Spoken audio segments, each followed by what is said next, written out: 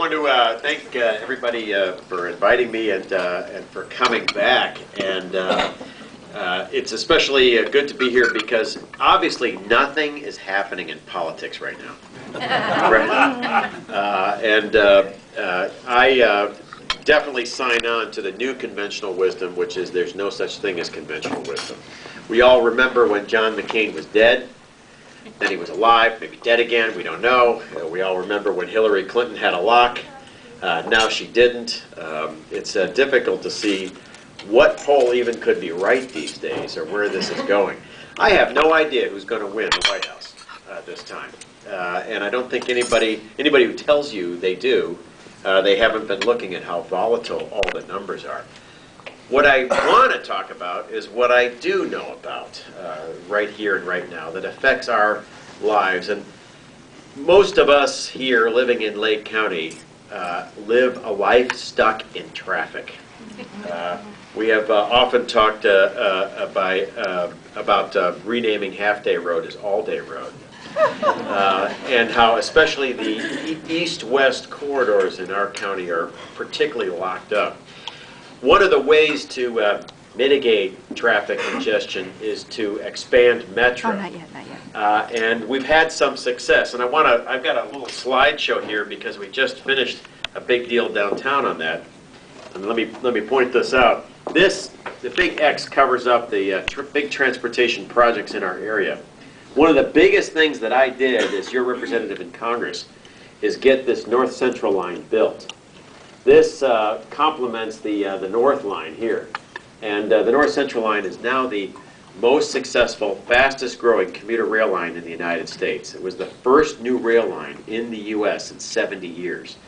And obviously it reduces about 10 to 15% of the cars in front of you in the morning who are headed downtown.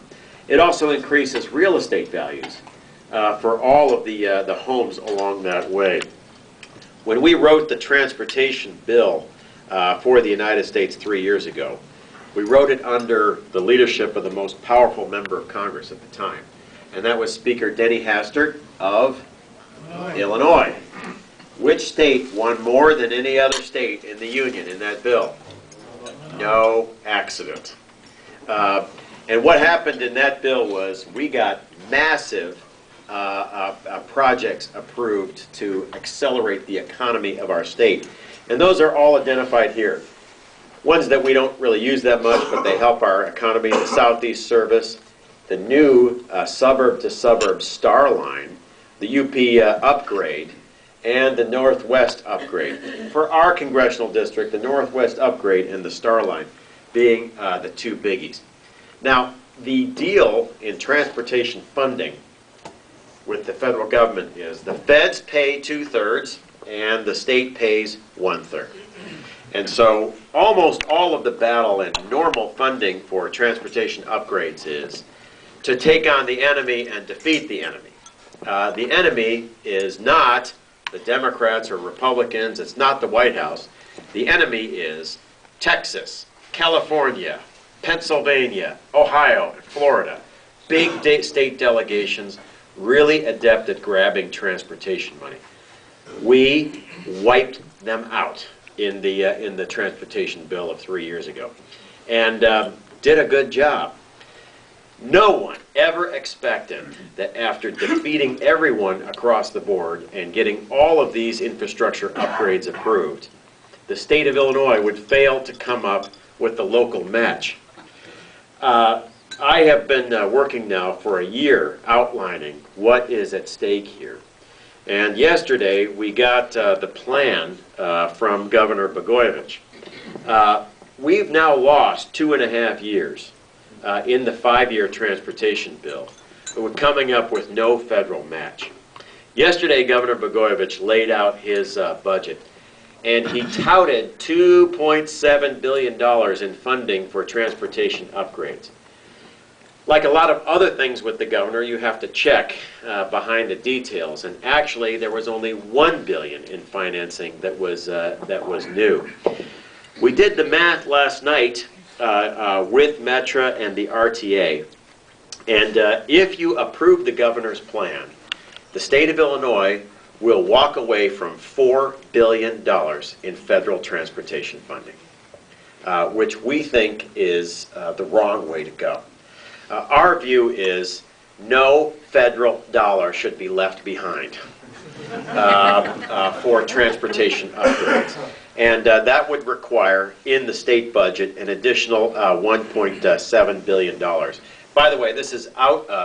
Could be over 2 years, and this would be out of a $53 billion state budget. I can tell you that the folks in Pennsylvania and California and Texas are absolutely thrilled that gridlock has gripped Springfield. The U.S. Department of Transportation has two options if Illinois really does drop the ball. One is send the money back to the Treasury, or the other is to give it to other states to help upgrade their economies, because of course their job is to improve the economy of our country, and if other states have their act together, then they should be rewarded.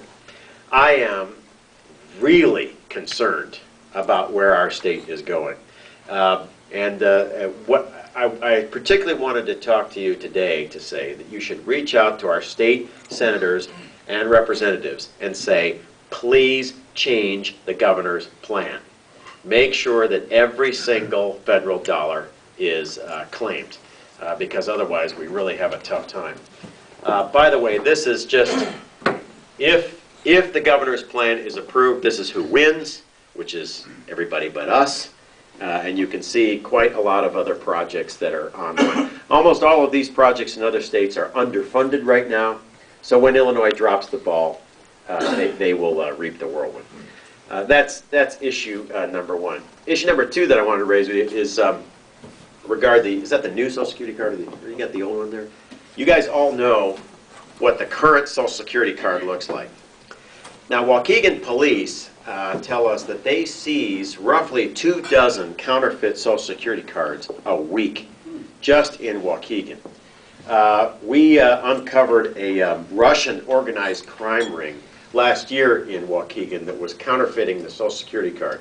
And when you look at the Social Security card, obviously it reflects a 1934 design for what a government card should look like. There is no picture, no barcode, no fingerprint, really no upgrade of any kind. And so the card, as a piece of paper, represents very little barrier to counterfeiters. I have looked at other government IDs, and there's one where the U.S. government has issued 10 million of them already that is extremely hard to counterfeit. And this is my military ID. Many of you know I'm still in the U.S. Navy. We call this the Common Access Card. For Colonel True, etc., you remember the green ID card, which was a signature and a picture. This is its replacement. What this card shows is a picture, a seal, the digital data, a computer chip on the card, barcode, magnetic, picture on the back, signature on the card inside the embedding of the printing process.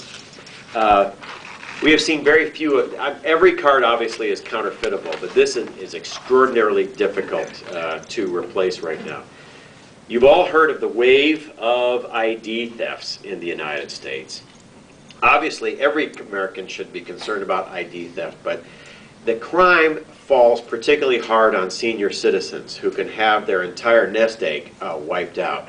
And so Congressman Peter Roskam, sort of the new leading light for us, replaced Congressman Hyde, and I have come forward with legislation that says to every American, would you like the option to have a secure Social Security card? And this is what it looks like. And here it's shown on the two easels back and front.